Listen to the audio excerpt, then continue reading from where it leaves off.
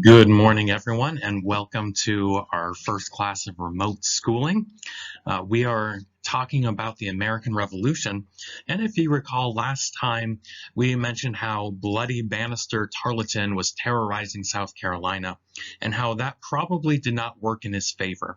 See, when one side is obviously the evil bad guys, that makes a lot of undecided people make a decision very quickly. And some people who were not very interested in fighting for independence are very interested in fighting to defend their homes and their families. So being an evil bad guy probably did not help Banastre Tarleton in the South. Well, I told you that in our next class we would have another story, even more vivid, about that. And that is from this guy, Major Patrick Ferguson. You may tell from the name and from the red hair he is Irish. And he was sent with a group of soldiers out west in South Carolina to the frontiers of South Carolina. And they're looking for supplies, horses, cows, pigs, food, that kind of thing to help the army resupply. And so he goes out there and he spreads the word, I will kill all of you and burn down your homes unless you surrender immediately. And it was a really bad idea. Americans are known for being proud and independent and not taking kindly to bullying. And American frontiersmen, especially, very tough, very proud. And if you walk in and say, give me all your food or I'm going to kill you all and your wives and your children, not a good idea. See, a lot of these people, these are called the over mountain men because they live on the other side of the mountain range separating South Carolina. A lot of these people had never paid the British taxes before in their life. They don't have any interest in politics. They don't care if America is independent or not. They do care if the British are threatening to kill them. So they all decide to fight. Whereas if he just came in and said, pretty please give me your food, they may have done it. So there was a group of American frontiersmen who gathered together a militia really last minute. It seems like they just cobbled together a frontier army and they fought him here at Kings Mountain, South Carolina. Still a very interesting historical site. I've driven past it and I didn't even realize it. I'm kicking myself that I never visited when I was down in South Carolina. But pretty big battle, hard fought, but the Americans won. And they killed or captured all of Patrick Ferguson's army, 1,000 men out of commission because their leader was not very clever and was very cruel. Ferguson died in the battle and he was buried there, and you can see here his tombstone to the memory of Colonel Patrick Ferguson, 71st Regiment Highland Light Infantry, born in Aberdeenshire, Scotland. Oh, he's not Irish, he's Scottish. What was I thinking? I don't know. Killed October 7, 1780 in action at Kings Mountain while in command of the British troops, a soldier of military distinction and of honor. I wonder who wrote that. He's a soldier of honor. I don't think the locals would agree with that. If you recall, it's General Nathaniel Greene who's in charge in the South, and he is outnumbered. And he decides to do something very risky. He knows that in a fair fight, he's going to lose. So he decides to divide his army to try to hope to get the British to divide their forces as well. And then he can maybe recombine and attack them at one place. He knows that just playing it normally, just attacking normally, is going to be disastrous for him because he's so greatly outnumbered. He sends Daniel Morgan to go attack the British. Tarleton, remember Bloody Band Tarleton? This huge battle of cowpens is going to defeat him. Daniel Morgan decides to play right into the British idea of them.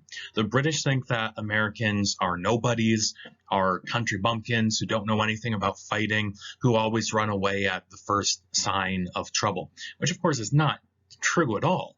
But the Americans under Daniel Morgan say, we got this idea. Why don't we attack? And then as soon as they shoot at us, we run away. But then we run away straight into an ambush. And that's exactly what happened at Cowpens. You can see, let me get my laser pointer. Oh, look at that. You see here, the red is in British. They just come attacking straight forward. And here's the blue. The Americans are just fighting in a straight battle line. This is exactly what the British think you ought to do. Notice here, though, it says that it's North and South Carolina militia and North Carolina and Georgia riflemen. Those militia are the country bumpkins. They're probably not wearing uniforms. I doubt if half of them have a uniform. They're probably all using different size and shape guns. It's rather a mess, rather effective mess. But when they run away, the British don't think that there's anything wrong. They don't assume that there's a trap. They assume the Americans are running away because they stink. So they run right straight towards them. And then you could see here, the Americans run away up here towards Thickety Creek, or Creek, as us Northerners would say. And then who's waiting here on the hilltop is Virginia, Maryland, Delaware, and more Virginian soldiers all come rushing down to attack the British when they're here, attack the British on their flanks. And then here comes the cavalry, the American cavalry come up and attack in the rear. And then the American militia that had run away turn and fight. And so now there's fighting here, there's fighting here, and there's fighting here. And we managed to surround them and capture most of their soldiers and have just this terrible fight where we do incredibly well and the British lose once again because their leader was so overconfident that he's not making good leadership decisions. Greene's main force then lured the British main force up north under General Cornwallis. And they're both trying to get to the Dan River at the same time. Whoever can get there first is going to have a major advantage. It's a pretty big river, and whoever can get to it can prevent the other one from crossing. You never want to cross a large river under fire. So it's going to be of incredible help, whoever can get there first. Along the way, there's this big fight at Guilford Courthouse, which the British do win the battlefield, but the Americans do so well in that battle that Cornwallis is severely weakened, and Cornwallis says, I can't keep on chasing the Americans anymore. I got to go back to the coastline. See, they had been attacking inland in South Carolina a lot, and he says, I'm running out of soldiers. I need to get reinforced, and he hightails it to the coast. And he picks a lovely little town called Yorktown to go resupply and get reinforcements at. And if you know anything about the American Revolution, that was a very poor decision for him. And America is getting ready to spring our trap and destroy Cornwallis. Cornwallis was hoping to get lots and lots of help from Southern Americans joining his cause, and he just did not get that. Many were undecided, that's true, until people like Cornwallis, Tarleton, and Ferguson antagonized them, terrorized them, and made them pick a side. And then they picked the American side.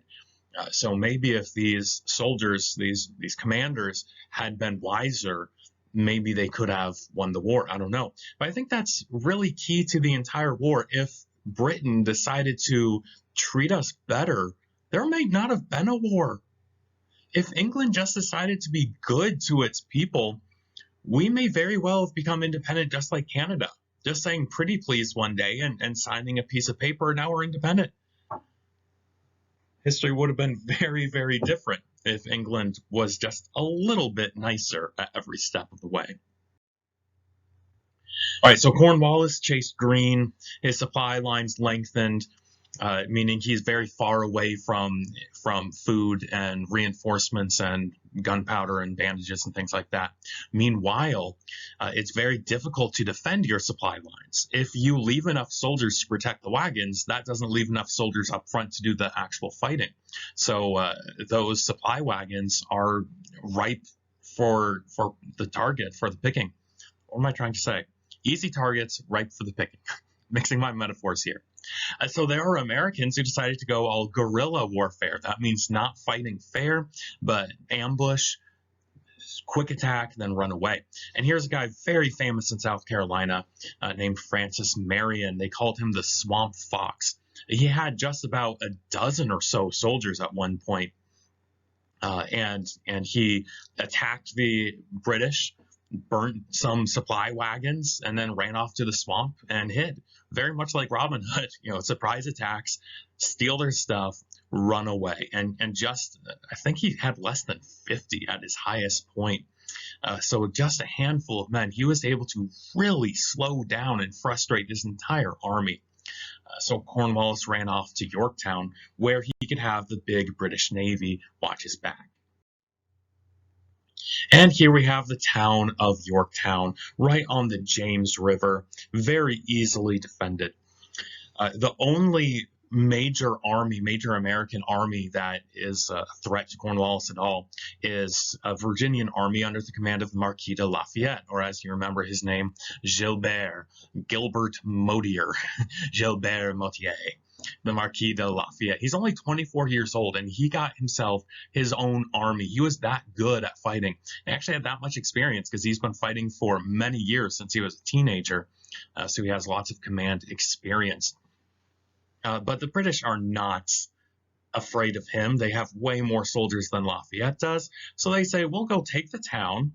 We will make forts and trenches and abattis. Abattis is a French word that just means you chop down trees and you sharpen them. So you have these sharp, pointy logs, and then you just stick them in a row like a fence. And it's just going to slow down the enemy. And before they can get to you, they have to get axes and clear this stuff. 1 second. All right. Sorry for that interruption. I think we're here.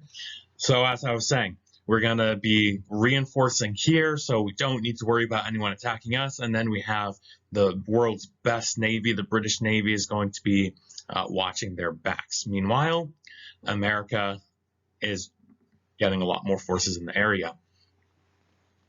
Lafayette lets the British get to Yorktown without fighting because Lafayette is outnumbered, just lets them go. Cornwallis asked for help up north from General Clinton. General Clinton refused to send him any reinforcements because he didn't like Cornwallis. Like, is that any way to run a war? I won't help my own side because I don't like that general. Come on, man. Do you want to win the war or not? Oh, I want to win the war, but I want to be the hero of the war. I don't want to send my soldiers to help Cornwallis. Come on, man. Personal feelings should have nothing to do with how you wage war. And it helped England lose the war because Clinton's being a jerk. Suddenly, the French Admiral de Grasse, this guy had a French fleet in the Caribbean harassing like Jamaica and the Bahamas, British holdings down there, attacking ships with British sugar and molasses and things on them. And he decided to come up north and help attack Yorktown. The big British Navy that was watching Cornwallis's back, they're not watching his back anymore. Now the French Navy is there. And now what looked like a very defensible situation is now looking more like a trap. There's the French Navy on one side and the American Army on the other side. Uh-oh. Meanwhile, Washington has been reinforced with tens of thousands of French soldiers under the command of General Rochambeau. Actually, I believe he's a field marshal. Marshal is a French rank that's above general. So really important French guy with thousands of soldiers and Washington's entire main army. They had been up near New York City. And in fact, Rochambeau said, we should attack New York City. It's a more important target. Washington said, no, we cannot give up this chance of attacking and getting Cornwallis while he's in the trap. We need to spring this trap. So Washington and Rochambeau bring back the main American army to reinforce Lafayette. Now they're on all sides of the English army, and there's just nowhere for them to go. Cornwallis used to be outnumbering the Americans like 3-1. Now Cornwallis is outnumbered by the Americans 2-1, and he has nowhere to go. He's trapped, and he's in trouble. There was heavy fighting and some very interesting stories before he surrendered. For instance, Alexander Hamilton and Lafayette and some of their friends were in charge of attacking one of those outlying fortifications, and they did. And Alexander Hamilton thought of this great plan. He said, let's attack in the middle of the night. It's so dark. They don't have searchlights. They don't have LEDs. They have nothing. It's dark. It's cloudy. Let's just walk up there. And to make sure that no one gave their position away accidentally, he told all his men to unload their guns so no one would accidentally shoot or shoot on purpose. Got all the way up to the fort, loaded their guns, surprise attack, and with heavy fighting, won the battle. Pretty awesome. So yeah, some pretty heroic things happening here. But American and French cannons attacking from the hills, and then French naval cannons attacking from the other side.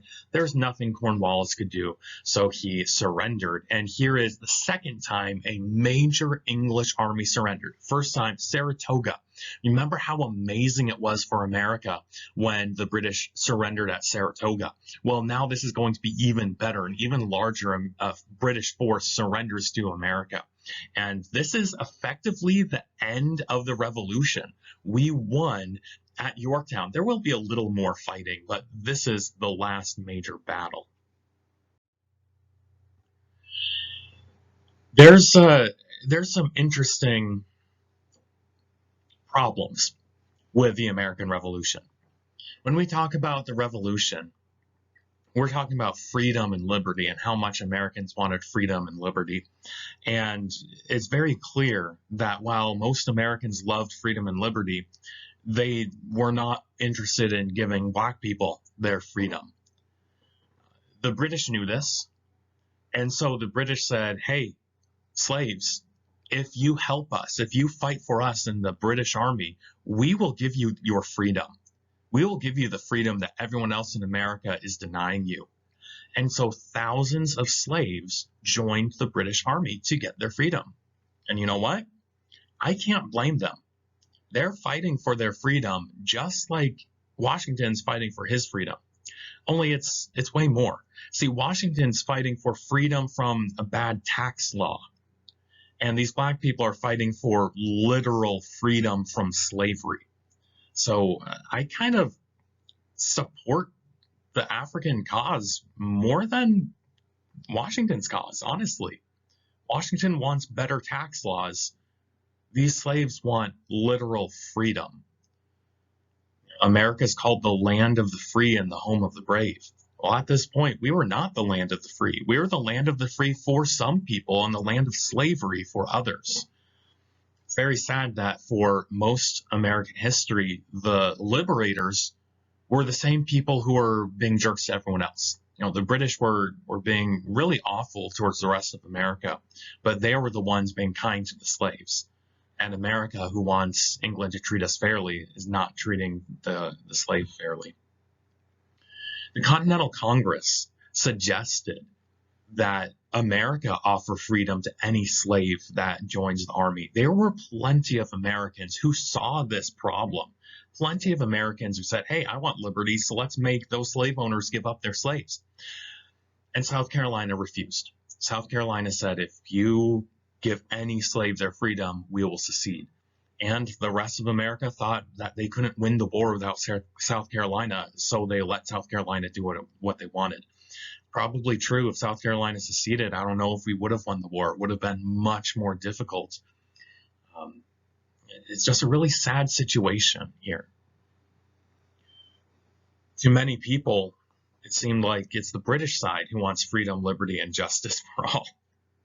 And it's the American side who wants freedom, liberty, and justice for me, not for anyone else. Still, there were many Black people who were patriots, both slaves and free Black people. At Yorktown, the most important battle of the entire war was Yorktown. And at that battle, 1/4 of our soldiers were Black. 1/4 were fighting for the country that would not give their people freedom for another couple hundred years. It's very interesting.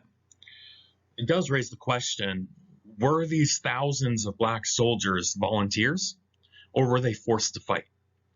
I think most of them were volunteers, because honestly, if you give a slave a gun and say, do what I say, well, now he has a gun and might not want to do what you say.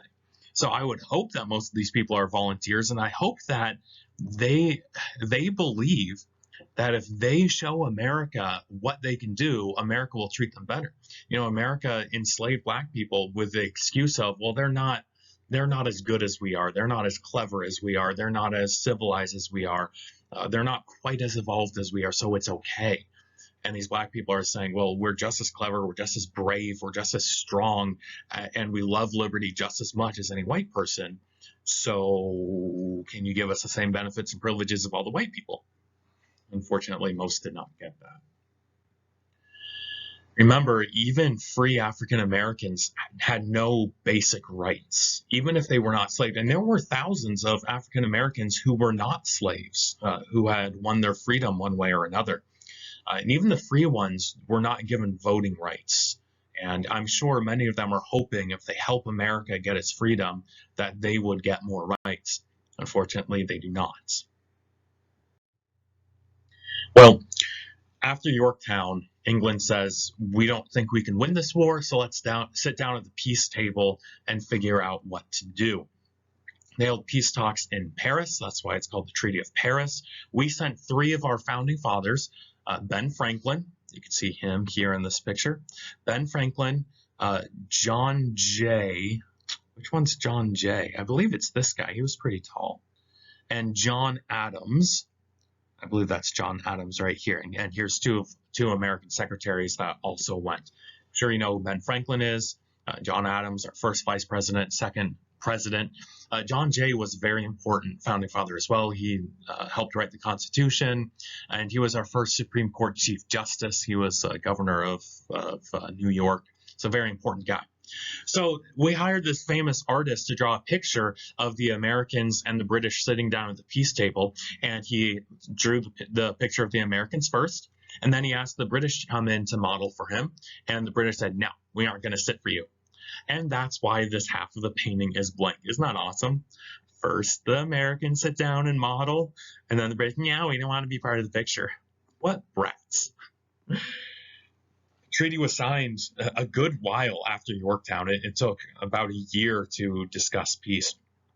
September 1783, and we got our independence. They said, okay, America is a free country; it doesn't have to be part of England anymore. We also got all the land south of Canada and this side of the Mississippi River. So that is an awful lot more land than we had before. Remember, before we were stuck at the Appalachian Mountains, and this more than doubles the size of land that America owns. Our northern border was Canada, which was not well defined, but the Great Lakes area. Our side of the Great Lakes belongs to us. Their side of the Great Lakes belongs to Canada. Talking about like Michigan, Lake Superior, Huron, Erie, those ones. The last British troops left New York City in October. There's a great story there. So they had been living in New York City with American soldiers camping outside the city, making sure they didn't make any trouble before they left. As they left, American soldiers came in as they left on their ships in a big parade. Everyone shouting and cheering and clapping for the American soldiers. And the American soldiers walked through town to the big forts defending the harbor, which are, of course, on the water side of town, the ocean side. Now, as they get to the fort, they go up to the flag, and at the flagpole, they're going to lower the British flag and raise the American flag. Only problem was the British had stolen the rope that loops around the flag that you use to raise and lower the flags. So they're like, well, that's rude. Someone climb the pole so we can fix the flag. So people start climbing the pole. They find out the British had greased the flagpole. So everyone's trying to climb up the pole, and they're all, getting 2 steps up and sliding down. And I can imagine it's a very comical sight. The British, you could see the British ships in the back of the ships. The soldiers are all crowding, looking through spy glasses, and they could see their British flag up there at the flagpole. Well, finally, an American sailor said, I know what to do. When we're trying to climb up the masts in the middle of a storm and the masts are all wet and slippery, we get a bucket of sand and we throw sand on the pole, and it sticks and gives you a little better grip. So they got a bucket of sand, and this sailor climbed up to the top of the flagpole, and he found that the British had nailed their flag to the flagpole. So it takes him a while, but he rips down the British flag and he puts up the American flag, all in time for the British to see that before they cross over the horizon. And America is ours once again. Washington immediately goes to the Continental Congress and resigns his commission as general and goes home to farm at Mount Vernon. This was a critically important thing. See, usually when there's a revolution, the leader of the army makes himself king or dictator or whatever, makes himself in charge. And Washington said, I did my job. I led the American army to freedom. Now I'm going home. I'm retiring. Bye. He is so stinking popular. Everyone loves George Washington. He is America's hero. If George Washington said, I'm going to be King Washington the First, a lot of people would have been like, yay, King Washington. And yet he doesn't want power for himself. He gives up all his authority and all his power to be a regular citizen. And people think that's so amazing that they painted a picture of this. It's called George Washington's resignation.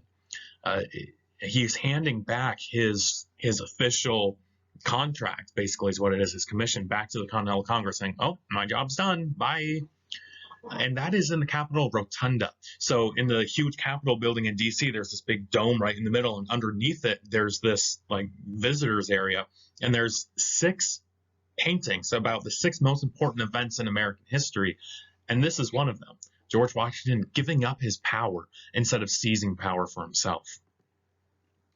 Many people wanted him to be a military dictator. Many people were afraid that he would. There were some soldiers after the war who said, let's make Washington a king. And he personally talked to them and said, no, I'm going home. I'm going to be a farmer. He was ready to retire. They call him the American Cincinnatus. Maybe you recognize the name Cincinnatus. We have a city in Ohio named Cincinnati, named after this guy. Cincinnatus was a Roman general. And back in the day, the Romans were afraid of one-man rule. They were afraid of the government getting too strong and too powerful. But every once in a while, if there was an emergency, they would give emergency powers to a guy. They would call him a dictator or dictator. And he was supposed to have 1 year of absolutely unlimited power to fix the emergency. But they were scared stiff that this guy, given unlimited power, would just seize power for himself. So the story goes, General Cincinnatus was retired, and he went home and was farming. And one day a messenger runs to him, and he's plowing in the field, and this messenger is all out of breath, and he's panting and saying, General Cincinnatus, this enemy army is going to attack, and they're really close to the city, and it's this big deal, and no one can fix it except for you. Please, General Cincinnatus, you got to help us. The Senate just voted to give you dictator powers for a year. He said, well, if my country needs me, I'll go fight. He goes, changes into his military outfit, goes, fights one decisive battle, defeats the enemy within like a week and a half or something. And then he says, okay, emergency over. I'm going home. But Cincinnatus, you could have had unlimited power for the rest of the year. That's what we voted to give you. No, job's done. I'm going home. And then he goes home and he picks up his plow right where he left it, and he keeps on plowing. People said, wow, giving up your power? Whoa. So here's a statue of George Washington called the American Cincinnatus, where he's in a toga and he's handing his sword back to the government. And he's saying, the military should not be in power. The military should not do whatever we want. The civilian government elected by the people should be in power. And that's what he did. If you would look at the casualty list in the purple on page 107, very interesting. It says total killed in battle, just over 7,000. That's very low compared to other wars we've been in. For instance, in the Civil War, almost every battle has more casualties than in the entirety of the American Revolution. Pretty crazy. Total wounded, 8,000. Total captured, 18,000. And total killed by disease, 10,000. There were more people killed by sickness than by bullets. Does that surprise you? It really shouldn't. This is actually not that bad. It's, 130% more than, 130% of the killed. So I'd be about 30% more. About a third more people died of disease than bullets. In other fights, not long before here, other wars, you could see sometimes double. So if there were 7,000 people shot, there would be 14,000 people killed by disease. Disease was very awful back then. Today in the American Armed Forces, I know from my brothers, if you go overseas, they give you a million different shots, vaccines, pills, all sorts of different things. They say by the time you're ready to be deployed, you are immune to every disease on the planet. They line up the entire outfit, entire company or whatever, and they have a doctor or a nurse, go man to man. There's another nurse carrying a big basket or bucket or something full of vaccines, and the doctor just jabs them into the shoulders one by one by one by one. Today, in the American Army, almost no one dies of disease. I'm sure it's happened before, but probably not in a long time. If someone gets sick, they get sent home to a world-class hospital. So we have like 0% casualties from disease. Back then, it was huge. And then right underneath that, it says total who died in prison, 8,500. There were more Americans who died in prison than who died in the battlefields. And that is very similar. I bet a lot of that is from disease. I bet a lot of that is from starvation or malnutrition. The British did not treat our captured prisoners very well at all. In fact, there's a story about Ethan Allen, who was captured and put on a British prison ship, and he got scurvy because they fed him so little. Yeah, he lost many pounds of body weight. He got scurvy. By the time they released him, he could barely walk from the scurvy. Really, really bad.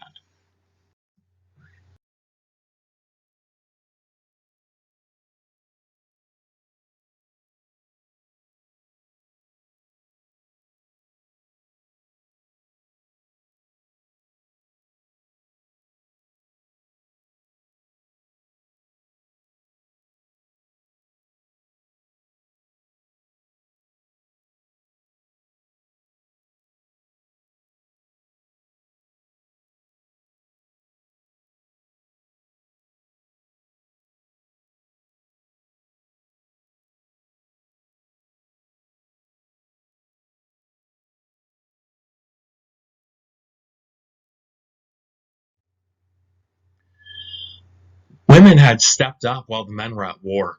And after the war, they said, hey, we were a big part of this war. You men would not have been able to fight this war without us at home farming and raising the kids and taking care of you guys. We want better rights. Uh, and they got some.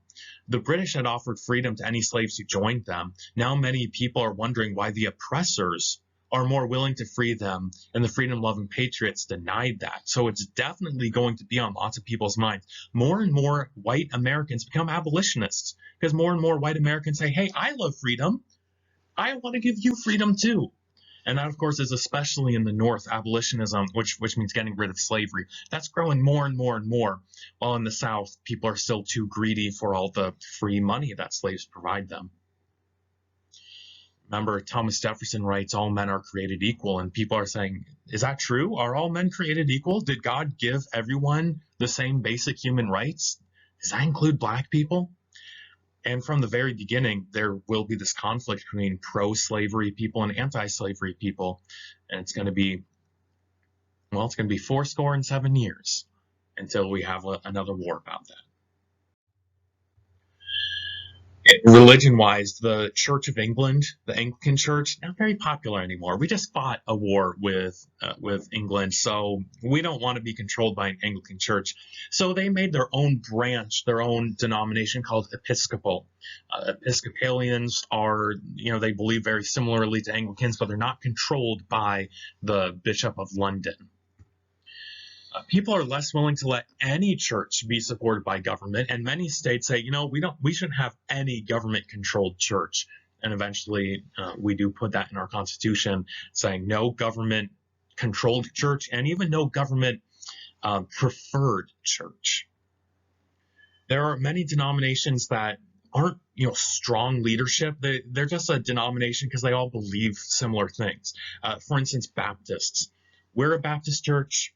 There's Baptist churches all across Maine, and yet we have little to no contact with them. We don't control them. Baptists do not control us. We do not control other Baptist churches. It's a very loose organization, really. It's not really much of an organization as much as it is just a group of people who believe the same thing. Methodists and Congregationalists are similar, with not a lot of leadership that controls all the churches. And these grow very large as people appreciate having less control in their lives. Baptists in particular are going to take the charge of spreading the gospel for one important reason, and that is the philosophy of missionary work. Anglicans wanted to hire important preachers to go out and spread the gospel very importantly, and of course those very important preachers need to be paid a lot. There are a lot of Baptist preachers who aren't getting paid even a dime. They're working a normal job on the week, and then on the weekend they're preaching in their church. And we call this type of work tent making, because that's what Paul did. If you recall reading the book of Acts, when Paul was preaching one time, he didn't want to take any money from the church because he didn't want to seem greedy. So he said, I'm just going to literally make tents and sell them. And I have a job during the week, and on the weekends, I preach. So just normal Americans who know a little bit about the Bible. They don't have to be fancy schmancy. They don't ask for a lot of money. Sometimes they don't even ask for any money. They're working hard, and then they're preaching the gospel. And it can be very effective. And that was a hallmark of Baptist Christianity. Well, that brings us to the end of the American Revolution. I hope you enjoyed it. I find it particularly fascinating.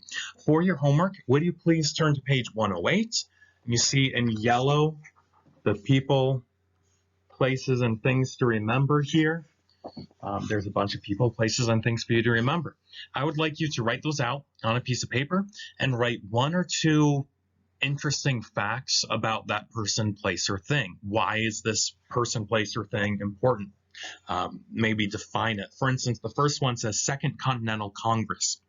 And you could write something like, this was America's government during the Revolution. It's just that simple. Second Continental Congress was made up of delegates, representatives from every colony. Doesn't have to be big. One sentence is fine for each of these. Later on, it says John Paul Jones. You say, oh yeah, that guy, John Paul Jones, was an American naval commander. He fought in a couple naval battles. That's really all I want to know.